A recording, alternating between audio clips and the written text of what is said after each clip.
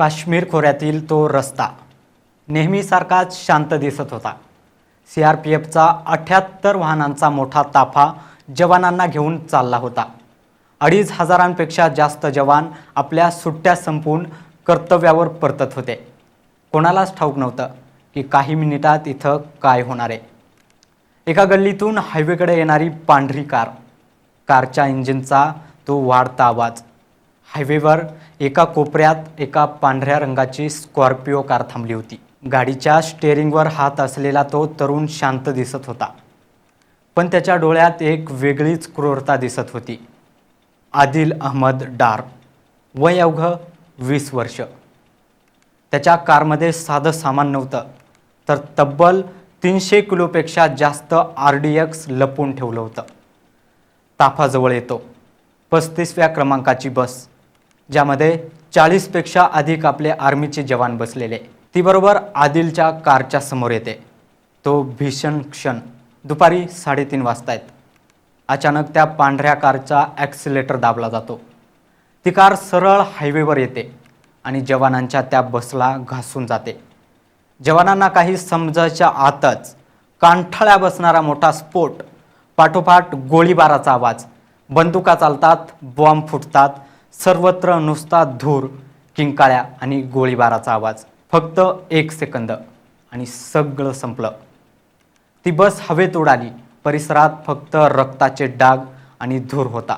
हा कोणत्या सिनेमाचा सीन नाहीये, तर भारताच्या इतिहासातील सर्वात मोठा काळा दिवस होता, ज्याला आपण पुलवामा दहशतवादी हल्ला म्हणतो. नमस्कार, मी प्रदीप कदम. आपण पाहताय LS मराठी. 14 फेब्रुवारी 2019 देशासाठी काळा दिवस ठरला. या दिवशी पुलवामा दहशतवादी हल्ला झाला होता आणि या हल्ल्यात तब्बल 40 जवान शहीद झाले. हा भ्याड हल्ला घडवून आणण्यामागं जैश-ए-मोहम्मद ही पाकिस्तानमधील दहशतवादी संघटना होती. या हल्ल्याचा मुख्य कट पाकिस्तानमधील दहशतवादी संघटना जैश-ए-मोहम्मद या संघटनेच्या नेतृत्वाखाली रचण्यात आला होता. मौलाना मसूद अझहर हा त्याचा मुख्य सूत्रधार होता, ज्यानं पाकिस्तानमध्ये बसून या संपूर्ण हल्ल्याचा कट रचला. उमर फारूक हा मसूद अहमरचा पुतण्या. हा या हल्ल्याचा मुख्य ऑन ग्राउंड मास्टरमाइंड होता. त्यानं जम्मू सीमेवरून भारतात घुसखोरी केली आणि पुलवामा हल्ल्यासाठी स्फोटक तयार करणं आणि संपूर्ण नियोजन करण्याचं काम केलं होतं.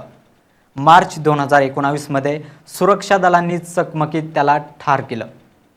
दुसरा होता मुदस्सर अहमद खान. यानं शेतकरी पातळीवर हल्लेखोर आदिल अहमद डार याच्याशी संपर्क साधून RDX स्फोटकांनी भरलेली गाडी आणि इतर रसद पुरवण्यास मदत केली होती. मार्च 2019च्या चकमकीत भारतीय सैन्यानं त्याला ठार केलं. तिसरा होता मोहम्मद इस्माईल अल्वी उर्फ सैफुल्ला. हा जैश या संघटनेचा मुख्य IED तज्ज्ञ होता, ज्यानं हल्ल्यासाठी स्फोटक तयार करण्यात मोठी भूमिका बजावली. तो 2021 मध्ये सुरक्षा दलांसोबत झालेल्या चकमकीत मारला गेला. आणि सर्वात महत्त्वाचा म्हणजे हमजा बुरहान.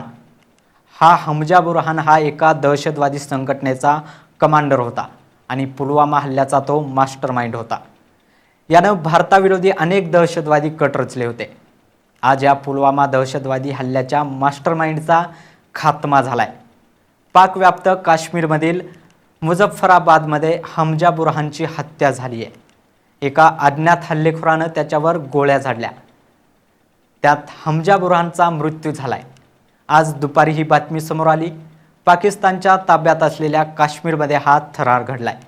मुझफ्फराबाद जवळील एका घनदाट जंगलात किंवा त्याच्या ऑफिस बाहेर काही अज्ञात बंदूकधारकांनी हमजा बुरहानला गाठलं. त्याच्यावर अंधाधुंद गोळ्या झाडण्यात आल्या. अनेक गोळ्या त्याच्या शरीरात घुसल्यामुळं रक्ताच्या थारोळ्यात पडलेल्या हमजाचा जागीच मृत्यू झाला.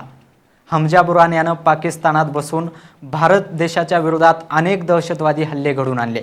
त्यातला पुलवामा हा प्रमुख मोठा हल्ला होता. हमजा पाकिस्तानात स्वतःला एक शिक्षक म्हणून दाखवायचा. हमजा पाकव्याप्त काश्मीरमध्ये आपल्या कार्यालयाजवळ असताना हा हल्ला झाला. काही लोक तिथं आले आणि त्यांनी हमजाच्या शरीरांची अक्षरशः चाळण केली. 2019 नंतर अनेक दहशतवादी हल्ल्यांमध्ये त्याचा प्रत्यक्ष सहभाग होता. POK मध्ये तो दहशतवाद्यांना ट्रेनिंग द्यायचा दहशतवाद्यांची घुसखोरीसाठी त्यांना मदत करायचा। हमजा बुरहान हा भारताचा मोठा शत्रू होता। त्याचं खरं नाव अर्जुमंद गुलजार डार असं होतं आणि तो जम्मू काश्मीरच्या पुलवामा जिल्ह्यातील रत्नीपोरा गावचा रहिवासी होता। त्याचं वय अवघं 27 वर्ष होतं। 2017 मध्ये तो उच्च शिक्षणाच्या बहाण्यानं पाकिस्तानात गेला आणि तिथं जाऊन दहशतवादी संघटना अल बद्र या संघटनेमध्ये सामील झाला। तिथं तो डॉक्टर या टोपण नावानं राहायचा। पाकिस्तानात त्याला स्वतःला लपवण्यासाठी त्यानं एका मेडिकल इन्स्टिट्यूटचा शिक्षक म्हणून खोटं ओळखपत्र देखील तयार केलं होतं। याआडून तो दहशतवादी कॅम्प चालवायचा। त्याच्या हत्येमागं अंतर्गत गँग वॉर कारणीभूत असल्याचं म्हटलं जातंय। अल बद्र या दहशतवादी संघटनेतीलच दुसऱ्या एका विरोधी गँगसोबत पैशाच्या व्यवहारावरून आणि वर्चस्वावरून त्याची दुश्मनी झाली होती आणि याच दुश्मनीतून त्याच्यावर त्याच्याच माणसांनी किंवा विरोधी दहशतवाद्यांनी गोळ्या झाडल्याचं सांगितलं जात आहे। शेवटी हमजा बुरहान यानं अनेक निर्दोष लोकांचा बळी घेतला, तसाच अत्यंत क्रूरपणे त्याचाही मृत्यू झाला आहे। News bureau LS Marathi.